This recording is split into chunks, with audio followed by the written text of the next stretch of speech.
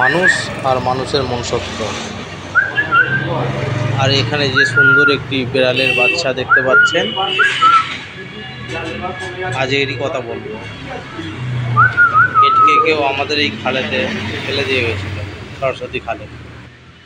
তো সকাল থেকে সে খুবই চেল্লাচ্ছে।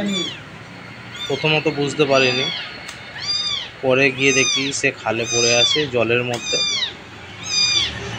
আর এই বিড়াল বাচ্চাটার গলার আওয়াজটা শুনলেই আপনাদের প্রতি মায়া পড়ে যাবে। দেখুন আওয়াজটা কি, এর চোখটা মনে হয় কাল পরশু করেই ফুটেছে, বুঝলি?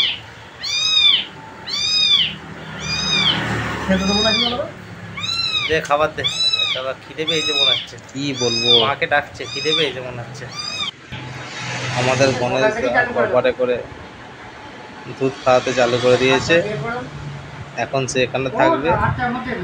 এই বিড়াল বাচ্চাটির আরও আপডেট পরে জানাবো। খাবে না, বুঝলি?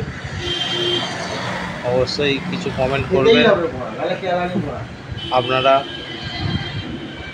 এই বিড়াল বাচ্চাটি আস্তে আস্তে বড় হোক, সুস্থ থাকুক, আমাদের সাথেই থাকুক, কারণ বিড়াল মানুষের সাথে থাকতেই ভালোবাসে। রাধে রাধে।